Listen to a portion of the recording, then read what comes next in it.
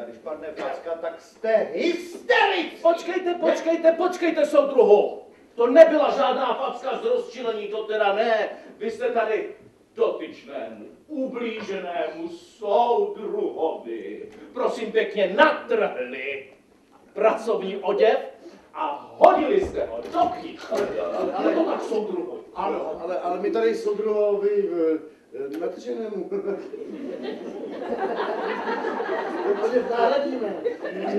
Nepokořuj se. Nepokořuj se. A ty něco povím, soudruhu. Divadelní představení Světáci, které proběhne v Chodovském kasu 15. dubna, nám představí herec Martin Zounar. Dobrý podvečer. Dobrý podvečer, zdravím vás a děkuji za pozvání. A vaše divadelní společnost už zde byla několikrát, dnes jste tedy přijeli, nebo ne vaše, ale divadelní společnost, ve které účinkujete. Dnes jste přijeli s divadelním představením Světáci, tak co byste nám o něm řekl na motivy, čeho to je?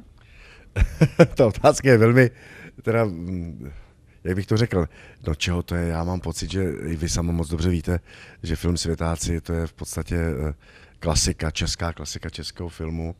Jsou v něm nezapomenutelní nejenom pan Sovák samozřejmě, také pan Brodský, také pan Libíček a samozřejmě trojice dam, paní Jirásková, paní Bohdalová a paní Janžurová, paní Šejbalová, paní Trčková a samozřejmě nezapomenutelný Oldřich Nový, pan profesor.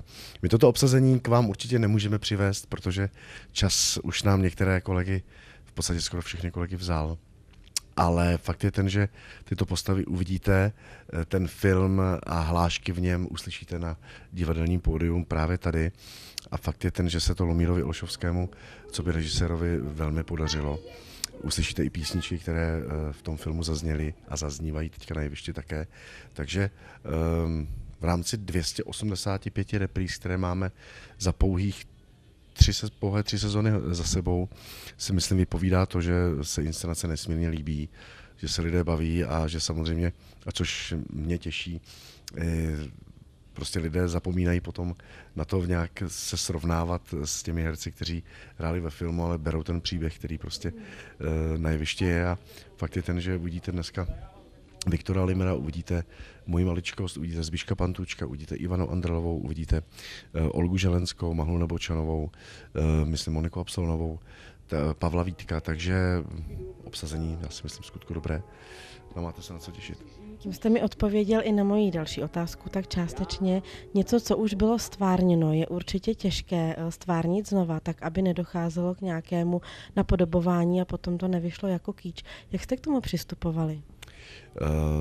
Víte co, samozřejmě ten film tím, jak je známý a všichni ho známe velmi dobře, protože patří ke klasice české kinematografie, tak myslím, že naopak jsme se úplně oprostili od toho, ne, že bychom šli za každou cenu jinou cestou, protože toto představení nebo stejný název Světáci bylo inscenováno tuším v Hradci Králové, kde jaksi do toho byly zamíchány ještě Golden Kids, to znamená Neckář, Vondráčková, Kubišová, do toho doba 68 a tak dále.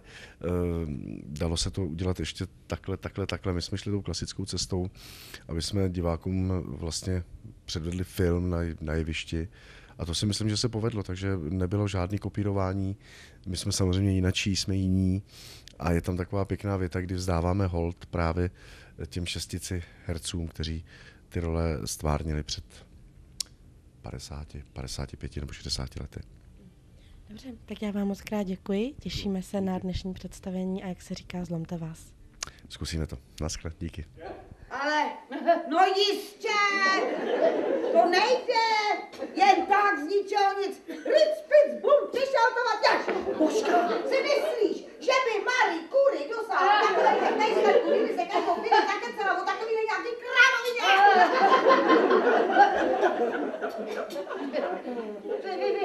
Vy máte také problémy s appendixem, paní architekte? Ne, já mám spíš problém s UFO. No, to já taky.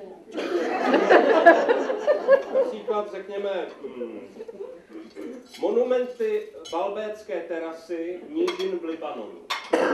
Tak ty váží 1500 tun a u nás jako u pozemšťanů se ještě nenašla technická možnost, jak s takovou tíhou pohnout. Prostě není, to neexistuje.